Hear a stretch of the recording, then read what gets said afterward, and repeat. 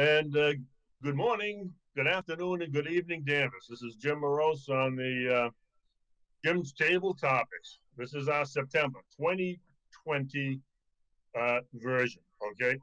Show going. Okay, so sorry about that technical, but yeah, that's what happens when you go on live. I got too much, all this Zoom and Uber conference, everything is different, and we had a few tests, so we're here. Jim's Table Topics, September 2020. We had the primary election last week, pretty interesting. I think there was over 14,000, what was it, 1,400 people voted in Danvers? I can't even remember, but at any rate, we had our vote, people standing out holding signs, and things were good. But today's subject is going to be political filters, how we react, respond, and then the big issue, which I kind of will put all this other stuff to the side, is the fact that we had the BLM protest and the Blue-Line rally in Danvers. Is there a difference between protests and rallies? I guess we'll find out.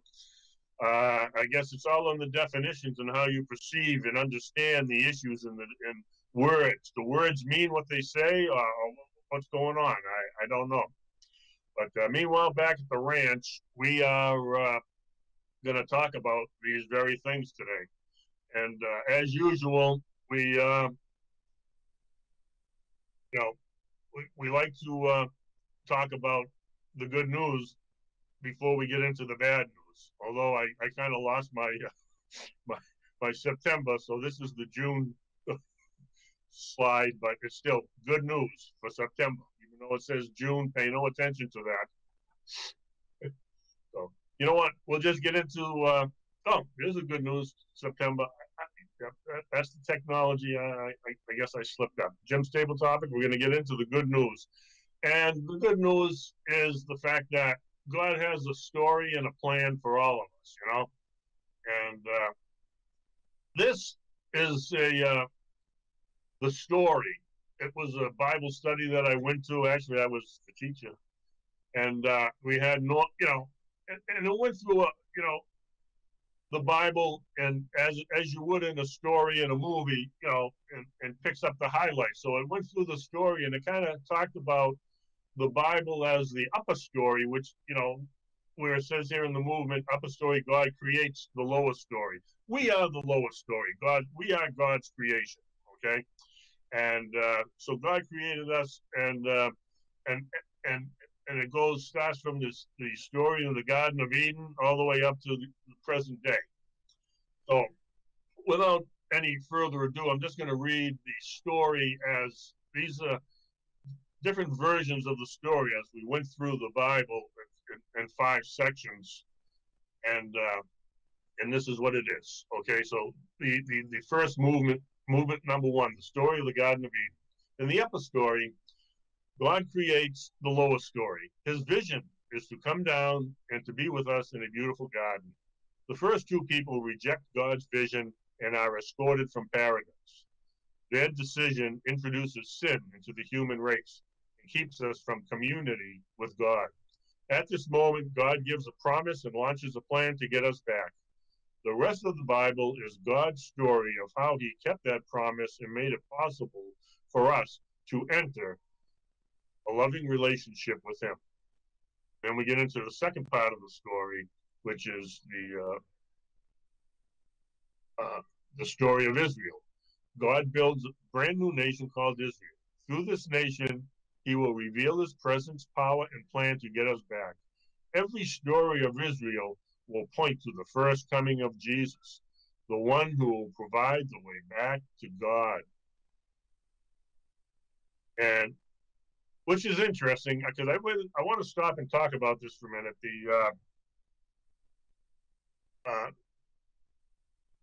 The Israelites and the story of Israel.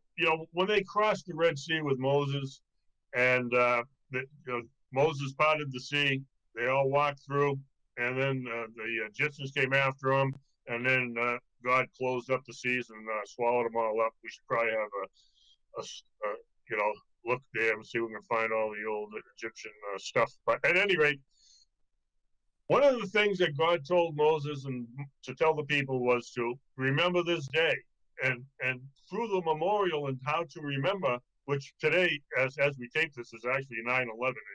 There are memorial services going all across the country about this, and so we memorialize big events that happened. And so, it started right here, because in this story, God tells Moses to tell the people, remember this day. I want everybody to stop and look at where they just came from. They came through the sea that was parted, now it's closed, and put a stone that to say that you were there and you remember. And do you know that to this day, if you go to a Jewish cemetery, that when people go there, they put little stones on top of the where the whoever they're visiting, their loved one in the cemetery, they put a little stone there to say, yeah, I was here, I remember you, I love you, and so that's, tradition to this day, okay, with the Israelites, and so, and we do that. We have memorials for everything, except there are people tearing them down, but we won't get into that now, will we? Can you really separate the Bible from reality? No, you can't. Okay, here we go. Movement number 3, the story of Jesus. So now, after the story of Israel, now we get into the story of Jesus, who was an Israelite. He was Jewish. Left the upper story to come down into our lower story to be with us and provide the way for us to be made right with God through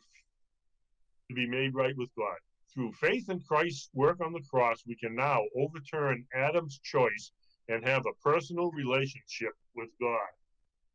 Okay, so I have to shrink this down to get to the next page, and then I have to blow this one up to get to movement number. Oh, system, don't fail me now. System, don't fail me now. Where did it go? So movement number 4, the story of the church.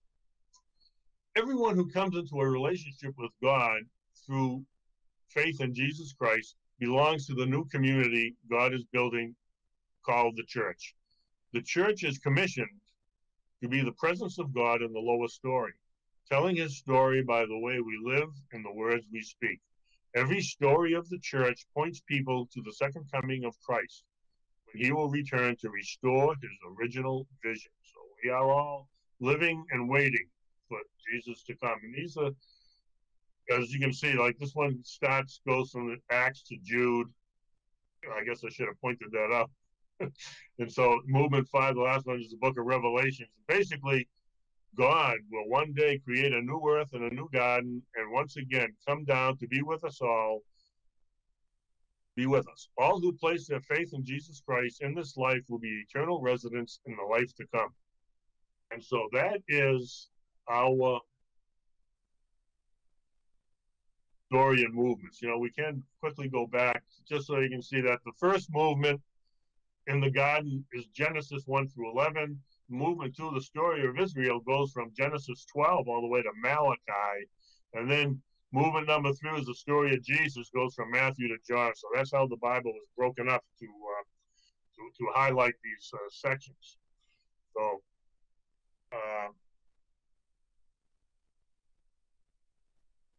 I just wanted to continue with the good news that, in these days and these times, these things, we need to have a vision for ourselves. We need to have a rock that we can stand on, something that won't give us confusion, chaos, and fear in the days that we're living here, because it's crazy between the COVID-19 issues that we're facing, the riots and mayhem and arson and violence in the streets across America.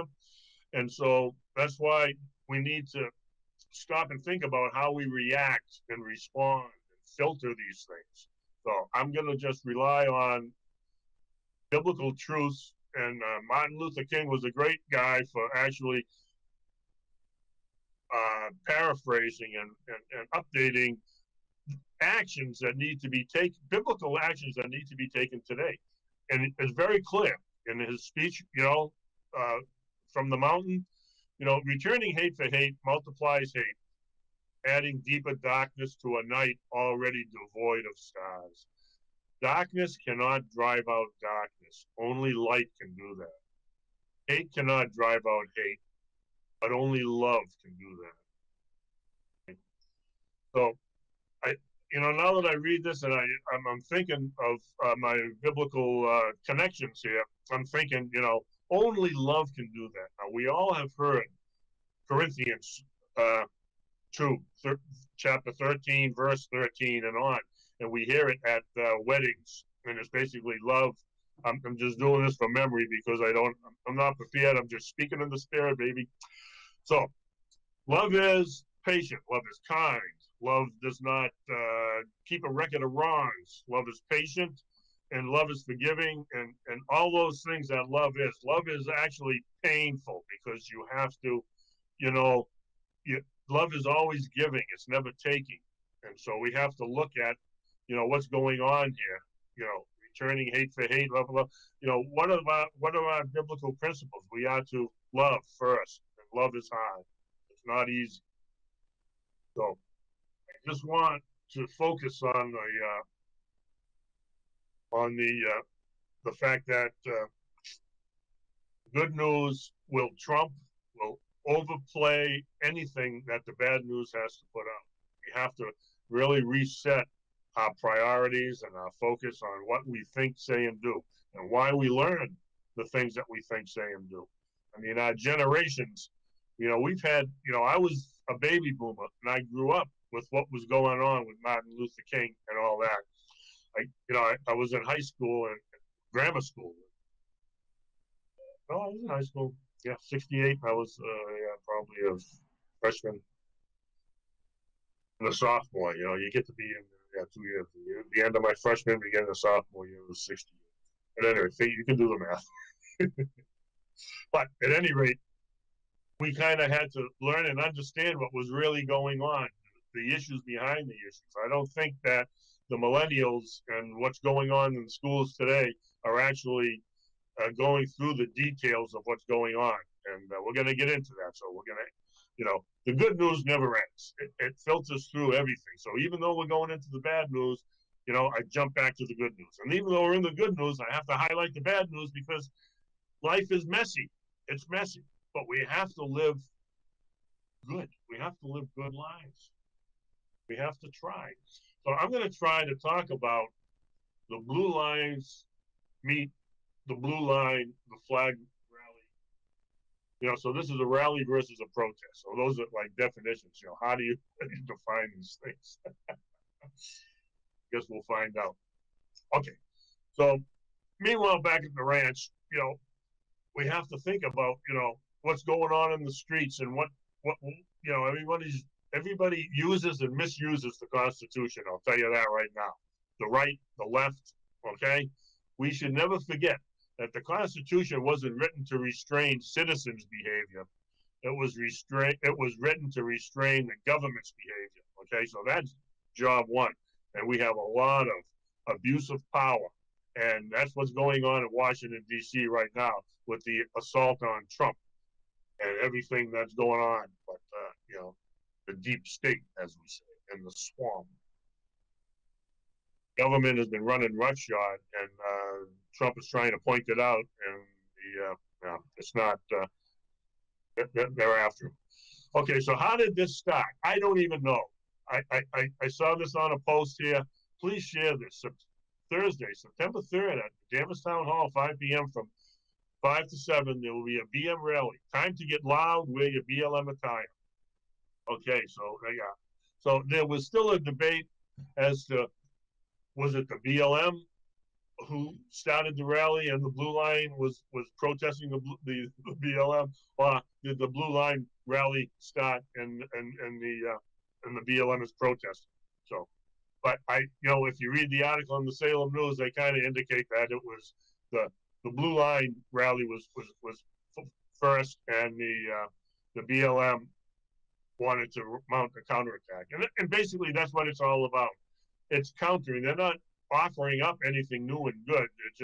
They're just defiling what we have and not focusing on what's going on. So all this stuff, at at the crux of this, there was a lot of signs that talked about how ignorance plays to a big part of this. Ignorance on, like, okay, so I was ignorant of the fact that the Blue Line was co-opted by the white racists. Okay, so how am I supposed to know this? I don't, the Blue Line to me means what it says in the paper, what it says in the, that's what it means. And so if someone else is waving it, then that doesn't change the symbol. That people hide behind good things. Bad people hide behind good things. That's what they do. Okay, but we'll get into that because ignorance. And so now people, their argument is that people are afraid. They see the Blue Line and it's scary. I'm not even going to get into the fact whether the Blue Line should be on the fire truck or not. That was a unilateral decision that our town manager made. And basically, I'll just say this about that. What's his name? Tom Wheeler from Portland, Oregon. He supported, and Portland, Oregon probably started this, following the cancel culture's rules back 2 or 3 years ago, and now they have Chaz, and the city's been burning for 100 days. They call it a protest, but finally they called it a riot after 101 days. But what Danvers has done is put the welcome mat out, saying, yeah, you know what, we're open to this stupidity. We want you to come and put all these liberal policies, socialist policies in place, ruin our town, and make this happen. So that's see, because when the Black Lives Matter see the Blue Line, they should know what it is. They need to be, I guess, educated into what the Blue Line means and how that's. And if it's education is going to fix this problem, not anything else. Because on the other side, like the Black Lives Matters, see, I get scared when I see Black Lives Matter because for 100 days, the last 100 days, and even more so, there's so much information out there. The Black Lives Matter points out that there was the Charlottesville protest. That's where the white supremacists waved the flag with the blue line in it. That's the only thing they point to. And yeah, there are other times that they do it. But what's really happening is when I see the Blue Lives or the Black Lives Matter for the last 100 days, this is all I see. I hope you guys can see this stuff. But this is CNN says mostly peaceful protests. Well, they're burning the cities down. They're breaking into buildings. They're looting. I mean, that's how it works. First, it's malicious damage. They break the buildings. Anybody's in their way, they assault them. They hurt them with violence, and then they loot. Then they burn it. And so that's what. So people should be more afraid of this co-opting, the arson and the looting and the violence that co-opted the Black Lives Matter. So the Black Lives Matter has been co-opted by the arsonists and the looters and everyone else. So then we need to get rid of that symbol too. I mean, it works both ways, people, doesn't it? Sure it does. So, and then these guys are domestic terrorists because they want to support Trump and they want to support the police and whatever. And so, and again, if you look at what the BLM actually, the manifesto online, they want to defund the police. They want so many things that have nothing to do with the fact that George Floyd was killed by a rogue cop. Okay, so let's get that right out of the way. George Floyd, unfortunately, it was unfortunate. Everybody knows it was a bad thing that happened, but justice, the people that were involved in that were arrested. And that's what justice is. Justice, they're fighting and protesting for justice, but do we understand what justice is? It all gets back to education and definitions. I mean, I get 2 decades of fake news and fake education and fake media and just fake everything, and from Nancy Pelosi in the swamp to try to undo why they're trying to tell us that mostly peaceful protests are good and these guys are bad. No. That's how that's what I'm saying. 2 nights ago, 7 people got arrested for walking through. Walking through. I don't even think I printed it. They were walking through Manhattan. Let me see. Yeah. Hopefully you can see that. So yeah, there's the millennials. There's that. So I'll just read this. Oh, hopefully we won't lose it. Okay. Clara Kraber, mother, is an architect in a prominent New York firm, and her father is a child psychiatrist who teaches at Columbia University. The family has homes in New York, Oakland, upside Connecticut. Despite the silver spoon background, the 20-year-old was among those arrested the other night after a vandalism spree in New York's Fullerton district on Friday. Okay. And their new what do you call it? Their new chant is every city, every town, burn the precinct to the ground. Every city, every town, burn the precinct to the ground. I mean, you've heard it. We want dead cops. When do we want them now? See, that's the Black Lives Matter that I know. That's what I hear. So I'm scared about that stuff. So we have people in the. So that's what it says right here. Burn the precinct down. The group chanted as it moved through the Manhattan streets, smashing the windows of banks, coffee shops, and pharmacies. The only thing missing was the other wave to come through and loot everything, and then the other guys to burn it. But eventually they'll get their act together, and it will be coming. And so that's what I'm trying to tell you, people, is that, you know, oh, come on. Okay. Technology. So this is the opulent version. Okay, I'm out of time, but I'll just say this for a minute. This is the suburbia version of Black Lives Matter and the alt left and alt right. But when the real people come to town, the real alt right and the real alt left, this is what you're going to see. Okay, and that's what they've been taught in the schools and the colleges, and they're coming to fruit now. That girl I just said, 20 years old, goes to some college, and about 7 other people with her, and that's what's happening. And this is what they do. This is how it works out. That's how it's going to go down. And this is the plan, which we won't have time to go into. Okay, you know what? I'm going to let Candace Owens talk about this. We're going to go into Candace Owens, then you'll go into Nick Sandman, and then these are videos that are going to pop up. And then there's one little quick joke one. Had the technology worked, I'd have played it a little bit better, but we're going to just lump these all together, all three, and then we'll talk about it when we get back. Okay, to the tape.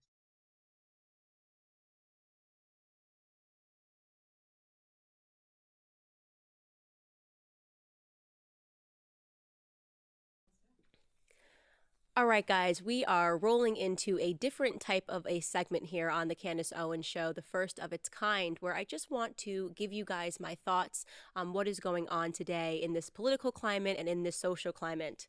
A couple of weeks ago, I posted a video on Facebook which got a lot of traction, over 100 million views in just 1 week, and was shared across the world's many different languages, in which I discussed the Black Lives Matter movement and why I was disagreeing with the mainstream narrative, particularly the one that was being produced surrounding the George Floyd killing. Now, I want to be extra clear here again, as I was then. George Floyd did not deserve to die on that day, and I think everybody in America agreed. There was not a single person that was defending Derek Chauvin. But what I was questioning beyond that was just the narrative that this person was a good individual. I was discussing the tendency in Black America for us to uplift criminals, to pretend that they are heroes and martyrs when they die at the hand of white individuals. And I was discussing George Floyd's record, his own lifestyle of terrorizing the Black community, a man who had spent 9 different stints in jail and in prison. Of course, many people around the world thought that this video was something that should be discussed and should be debated, and other people were completely outraged. Tons of reactions, some good and some bad, some in between maybe. Probably the biggest reaction, or the most well-known person who reacted was, of course, comedian Dave Chappelle. He did a stand-up, said some things that I cannot repeat for my audiences, said he wanted to assault me in my lady parts because he felt that I was diminishing the death of George Floyd by bringing up his record. In fact, he thought that the streets, which he described as alive, were justified in their reactions. He was basically offering an excuse for the rioting and the looting that we're seeing. He's saying the streets are finally responding in the way that they need to respond. Well, let's just look at Black history to see if the streets responding and the streets being alive with rioting and looting in their own communities has ever served us. Where have we seen this before in Black America? Talk about the mid-1960s, the riots in Chicago, the riots in Detroit, where Black Americans upset about race issues, burned down their own neighborhoods and rioted. And what was the conclusion of that? Well, the conclusion, of course, was that naturally the once flourishing cities, the automobile industries that were flourishing in Detroit and Chicago, they picked up, they packed up, and they left. And they depressed those neighborhoods. You want to know why Detroit looks the way that it does today? Why Chicago looks the way that it does today? Why Black Americans struggle in those inner city communities today? Well, it's because they chased out the business owners who said, there's no point for us to be here if this is how our businesses are going to be treated. They took the jobs with them. They took the economy with them. And what we see today is the consequence of that. So we're going to repeat all of that. And it's been endorsed by Dave Chappelle because the streets are alive. Black America is alive with anger, even if that anger, as we're seeing today, is not exactly justified. It's been just a few weeks since the horrific death of George Floyd, and we are seeing a new story come to light. This is the killing of Rayshard Brooks, and I want to pause and talk about that particular case. First and foremost, when I first heard about it, it was on the internet, it was on Twitter, and people were outraged. I saw videos of Atlanta, where the shooting took place, on fire. I saw videos of people protesting and demanding justice. They burned down a Wendy's restaurant. And what I was hearing was that a Black man who was running away from police was shot in the back 3 times. I was expecting to see a horrific video. I was expecting to see a video in which I would roundly condemn police officers. But that is not what I saw. In fact, what I saw was a justified shooting of a violent criminal. The story goes like this. Somebody who worked at a Wendy's called 911 because a man who was intoxicated was blocking the drive-thru because he was asleep in his car. When the police officers arrived, they had difficulty waking Rayshard Brooks up. And when he finally came to, they asked him if he needed medical assistance. At that point, Rayshard came out of the car and they began to execute their arrest. He immediately began fighting the 2 officers, gets out of their hands, grabs the taser out of the pocket from one of the police officers and proceeds to run. They pursue him on foot, at which point Rayshard Brooks turns around and fires the taser at the police officer. And a few seconds after that, the police officer fired and Rayshard Brooks was killed. The response that I am seeing online is that despite the fact that a violent criminal had grabbed a weapon from a police officer and fired that weapon at a police officer, this killing was still not justified. I can't wrap my head around that. I cannot wrap my head around the conclusion that a police officer does not have a right to defend himself when he is being assaulted by and fired on by a violent criminal. You can watch the video yourself. There really is no dispute. The debate now that is being had, the debate that I am hearing that is being had is why didn't the police officer just let him go? In fact, one commentator said, well, he had gotten away. If they had just let him go, they had his car, they had all of his information, they could have just made an arrest later. Is the thought here that Rayshard just wanted to be arrested a little later? That he would have complied if the police officers had come around his place later and said, hey, I know it didn't work out back at the Wendy's, but we're here to arrest you now. Can we try this again? The job of a police officer is not to make sure a violent criminal can get away from the scene of an arrest to make sure that he stays alive. The job of the police officers is to make sure that the community at large is kept safe. The community at large is what was under threat when a man that was armed with the taser was sprinting away from police officers, when a man that was clearly intoxicated was sprinting away from police officers. There were innocent people in that community at large that needed to be protected. So what is the conclusion? Well, of course, we live in the world where everything that is up is now down and down is up. And apparently the mayor of Atlanta spoke out in defense of this violent criminal. saying that no matter what he did, this should not have been the conclusion of the events. My question here is pretty simple. What is it that Black America wants from police officers? What is it that all of America wants from police officers? Would it have been better if the police officer had died? Should the police officer had been the one that didn't make it home that night? Well, how are the police officers in question? One of them is on administrative leave and the other one has been fired. The police officer who fired to save himself has been removed from his job, and this is now being called a homicide.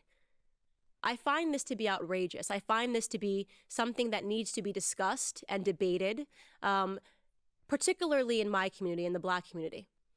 The criticism that I often get is, Candace, how can you not support your community? My answer to that is, how could you think that that represents my community? My community is not a group of men that do drugs. It's not a group of men who taser police officers. It's not a group of men who assault police officers or don't want to listen to basic instructions. My community is the larger American community, the community built of law-abiding citizens who want to make sure that they can raise their children and their families in a country that they recognize, in a country that is not run by radicals, in a country that is free of autonomous cities and states being built, of radical individuals and socialists screaming and demanding justice and setting fires and rioting and looting businesses. That is not the America that I recognize. It is not the America that I want to raise my children. It is not the America that I want to see my family live in. And so I use my voice to speak out against it. My question is, why don't you? Do you really feel safe when you look around and you see people demanding that we defund the police? Are you believing the lies when politicians tell you that they just want to allocate some of the funding that the police stations have and give it to community centers? Are you not seeing the same signs that I'm seeing in the city? Are you not seeing people holding signs that say abolish the police force? And let me ask you a question. Who do you think is going to benefit and is going to hurt if there are no police officers in society? Who do you think hurts? Do you think it's the wealthy people, the celebrities that are standing behind you saying, yes, we should abolish the police force? The celebrities and the wealthy people who have armed guards and private securities and live behind gated communities? Do you think they're fearful if you abolish the police officers? Do you think that they need police officers when they've got a team of 8, 9, 10 people protecting them? Or is it going to be people that live in impoverished communities? Because what happens when you abolish the police officers, it's not just an imaginary space that pops up and you go, okay, well, I guess there's nothing that's going to happen here. It's a vacuous space. No, what happens is somebody pops up to fill in that space. That somebody is usually a gang. Gangbangers then start running the streets. They start being the people that you run to for protections. It becomes street wars. And so the people that live on the streets are the people that will be impacted. People that, like you and me, who will not be able to call 911 and get protection. Not the wealthy people, not the elites. They'll be fine. It is you and me that will be impacted by that. Black America, we are the minorities that live on the streets. Latinos Americas, we are the ones that represent the communities that live in these streets, that rely on police officers to save our lives. You know, 99.9% of the time, the correspondences with police officers go just well. But the media doesn't want to cover that. They don't want to cover that at all because they are insisting on this race war. They don't want to cover all of the young Black Americans that die at the hands, the unarmed young Black children that die at the hands of Black men and Black gangbangers, because that would go against the narrative. I mean, there are a ton of them. We've got 2-year-old Levant White, 2-year-old Jassian Logan, 11-year-old Shemaya Adams, 9-year-old Chastity Turner, 11-year-old Takaya Holmes. Have you ever heard any of their names ever? Nope. Because they made a horrible mistake when they were killed. You see, they accidentally died by somebody of the same skin color as them, black on black. If only they had died at the hands of a white person, they might be remembered. If only they had died at the hands of a white police officer, they may have been buried in a golden casket. They may have had celebrities opining at their funeral. They may have had former vice presidents issuing statements. So many things they could have possibly had if only they had not died at the hands of a Black male, which is the way that 95% of Black homicide victims die. Over 95% of Black homicide victims are killed by other Black people. So my question is, what does Black America want from all of this? Better yet, what does all of America want from this? We spent years listening to the left argue that we needed to disarm law-abiding citizens. And their arguments, of course, were if we got into a predicament, we could always just phone the police. Now, we see those same leftists making an argument to defund the police, to abolish the police. What are they after? Complete and utter anarchy and chaos? Because that's what it's looking like. That is what it looks like when you take a look at the images from the streets in Portland, Oregon. When you look at Seattle, Washington, it looks like what they want is absolute anarchy, where the mob rules. And by the way, speaking on behalf of police officers, they have the toughest jobs, some of the toughest jobs in America today.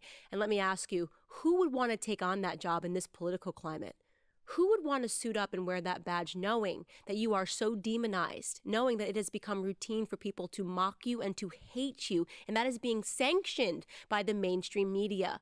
Who wants to respond to a 911 call saying that they are involved in a violent criminal situation? Who wants to respond to that robbery or respond to that shooting, knowing that if that police officer defends himself, he could potentially ruin his life? He could be potentially called a criminal himself. He could be potentially locked up. He could potentially be facing a homicide charge. We are going to de-incentivize good men and women, the most important job in maintaining peace throughout a civilization. We know what happens when the police become de-incentivized. We saw this. It was called the Ferguson effect. Back when the Ferguson riots caused police officers not to respond to the calls, there was an 18% increase in Black homicides throughout the United States. Because why show up? Why not just let the gangbangers kill one another? Is that what we want? Is that what we want to see? Blood splattered in the streets with no recourse? Or do we need to address criminality altogether? Should it be the criminals that get into trouble? Should we stop protesting on behalf of criminals that get into trouble?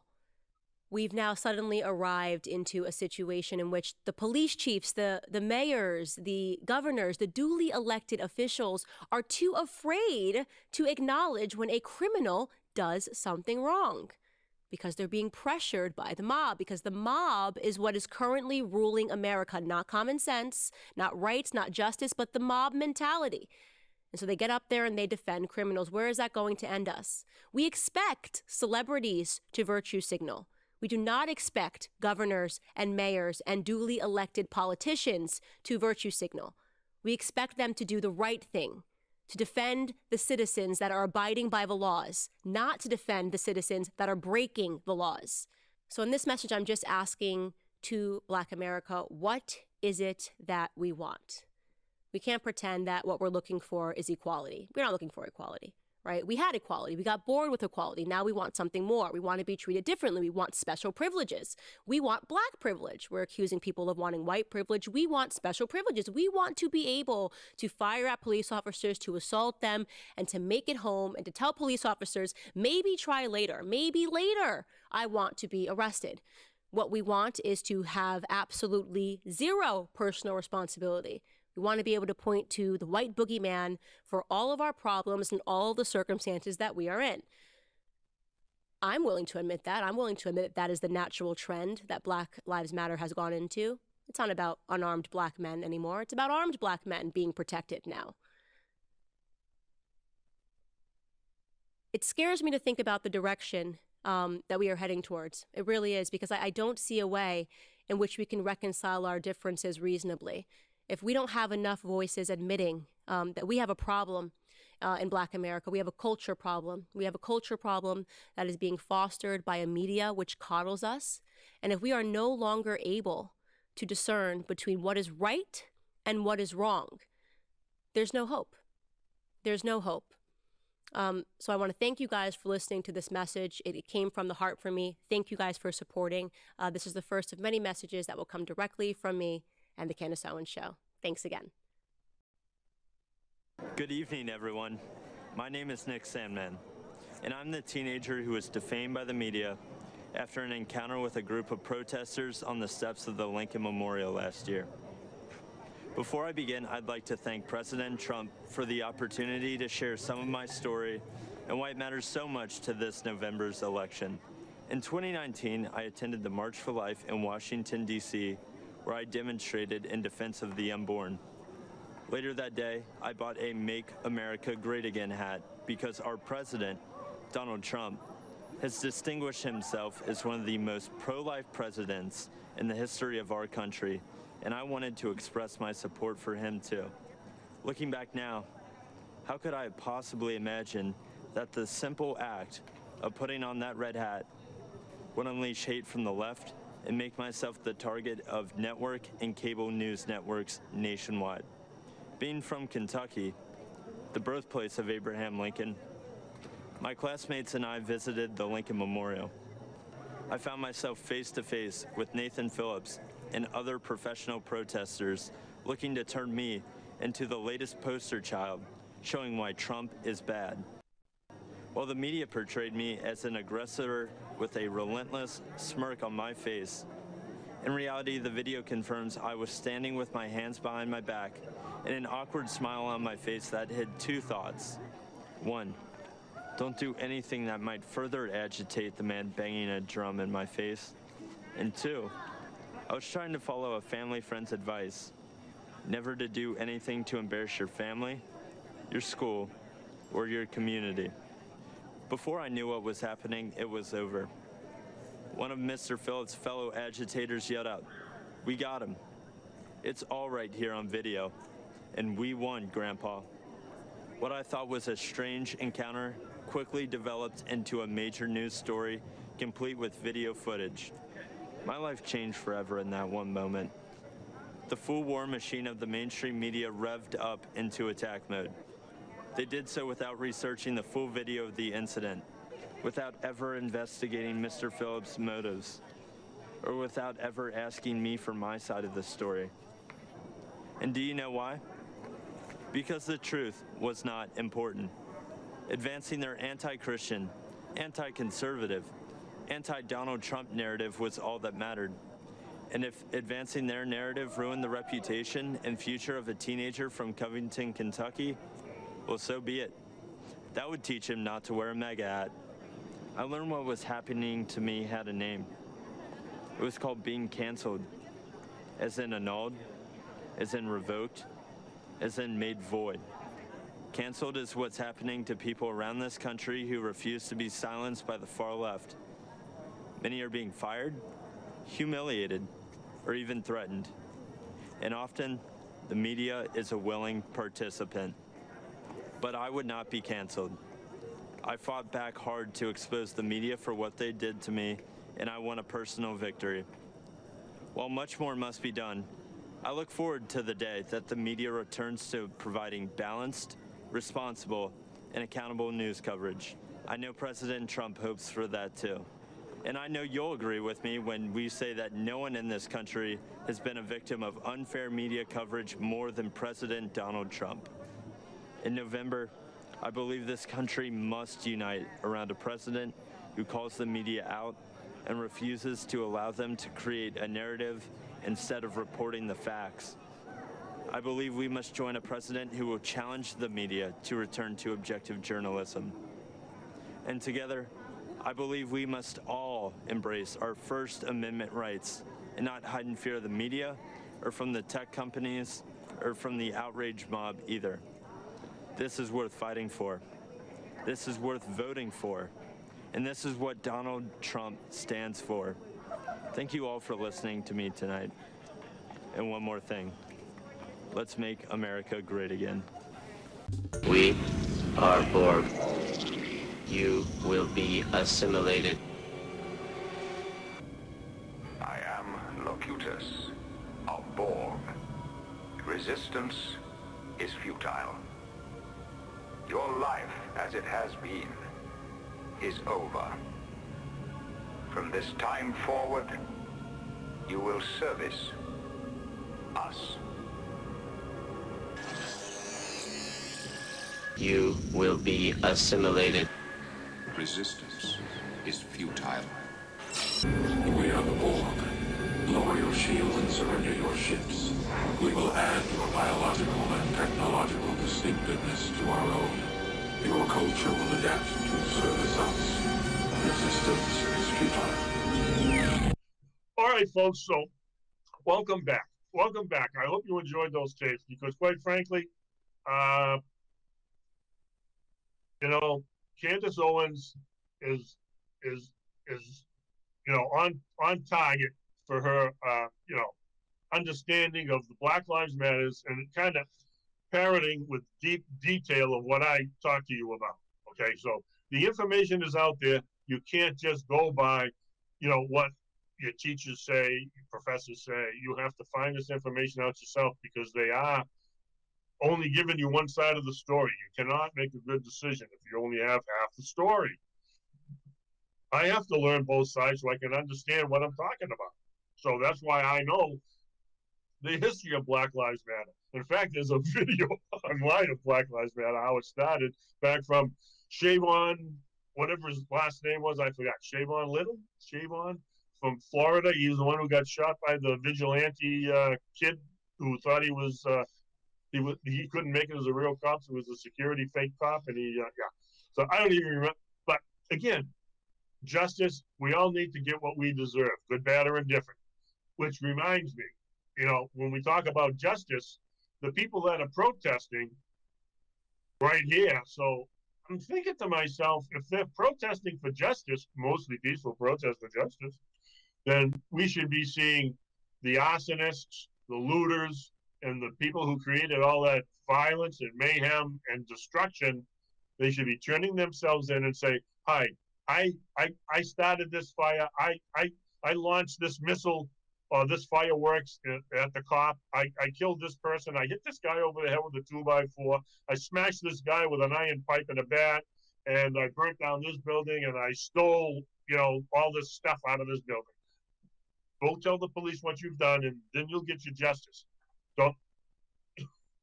That's what justice is, people. So if you think that they're protesting for justice, they are not. That's a ruse. We're trying to, but we can't get. It's like Donald Trump. The press can't say anything good about Donald Trump because they just can't do it. And again, it's like what they did to Nick Sandmann. They see something, they see his little smirk and think that he's tormenting some poor little Indian banging a drum, but it was that drummer who was a professional Asian provocateur. If you don't know what an Asian provocateur is, then you haven't really been told about what socialism really is and how socialism really works and how useful idiots really work. Okay, this guy's a useful idiot, and he's gonna, and so on. All these other college kids who are out there burning, looting, and whatever they're doing, thinking that they're helping the cause, but they're not. Because you go back to what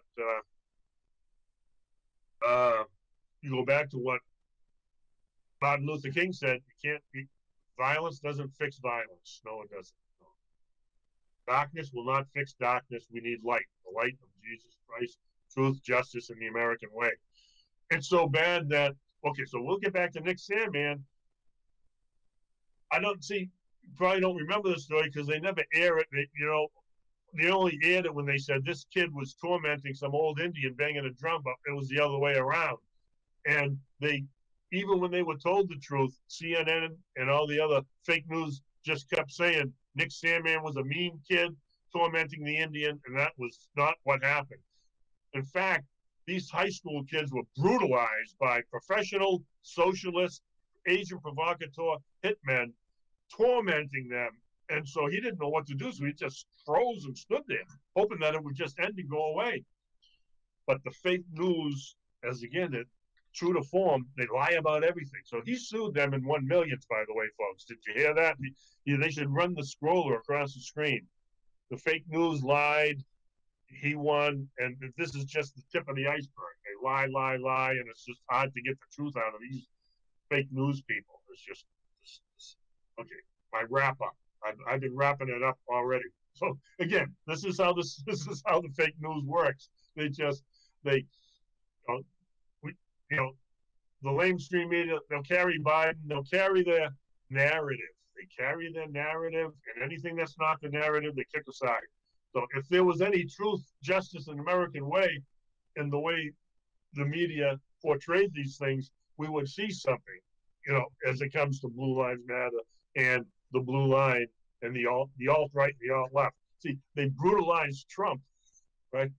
Because Trump says the Chinese virus is racist, but then when they say Russian collusion, that's not racist. That's fine. So they just make it up. And if you believe in this stuff, and this is all you hear, 24 hours a day, 7 days a week, this is all I hear. And so when the people are out there protesting, I might as well be listening to CNN because that's all I hear. It's the same stuff, repeated over and over again, redundantly repeated over and over again, 24 hours a day, 7 days a week, and the truth shall not. That's why we have all these, fake things like Gina Carrera. Her account is restricted. And how many Facebook accounts and all these accounts are being, ghosted and hidden, and you don't even know it. They just do it without telling you. So because they don't want the truth out.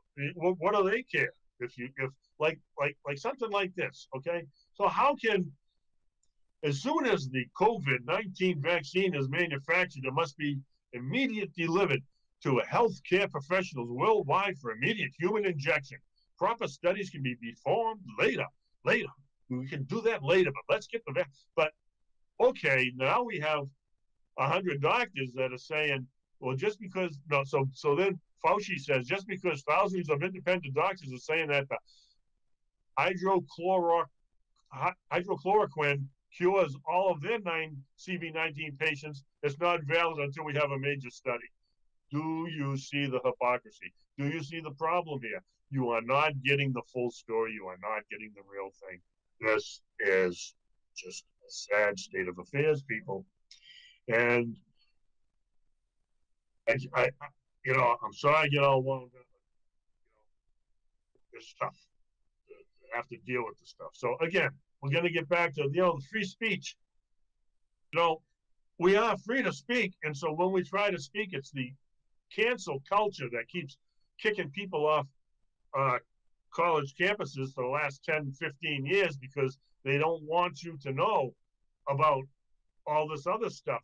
Conservative values. There are young kids and women and black people and a whole host of diversity in the Republican Conservative Party and constitutional people who there's no DNA test to be an American. You just got to love truth, freedom, and justice in the American way and the Constitution, because the Constitution is the only thing that's keeping us free.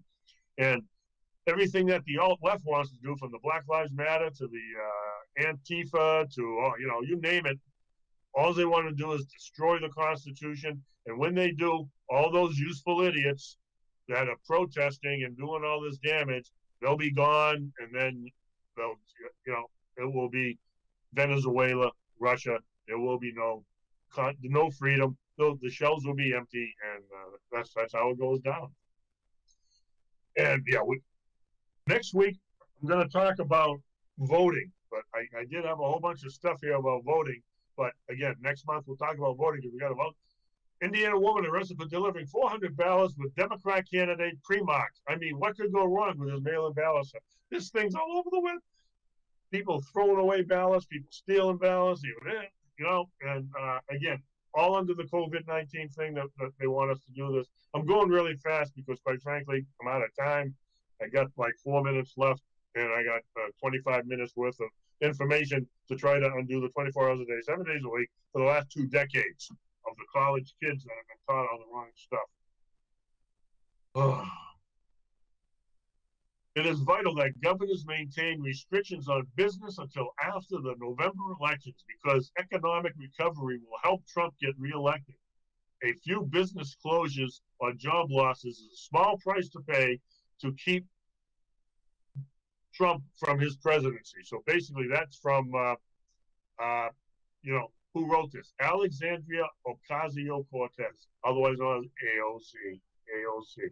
So she doesn't care about your job or your business as long as and that's how socialism works. They don't care about the little people. They only care about power and control in their own little selves. So, I mean, talk about voting. 50,000 people gathered together in Washington, D.C. to see Al Sharpton, but they can't vote in person. And I'm not seeing much social distancing there with 50,000 people. And I bet you'd be hard-pressed to find masks, too. But, again, so we can shop, we can vote, and that's it. I got to get out of this. Oh, this was pretty interesting. This is America. We have a virus, but 99% of those who contract it will survive. We have some races, but 99.95% of the people you meet are colorblind and don't have a racial bone in their body. People have problems with the colorblind terms, so they don't understand the definitions. Okay, we have some bad cops, but 99.95% of the law enforcement personnel you meet would risk their lives for yours, and they prove that on 9/11, and they do it every day, even if they know that you're going to ambush them. If you choose to see evil, then evil is all you will see. As for me, I choose to see the good in everything. My heart is full. I got nothing but love, baby. Nothing but love. Okay, share it. Okay, that's it. We're going to close with the good news. And again, oh! All right, people, that's the end of the show. We'll have to see you next month. And again, thanks for listening. Remember, the good news trumps the bad news. Don't listen to the fake news. Go real. Okay, hope all is well. Thanks. And good night, Danvers.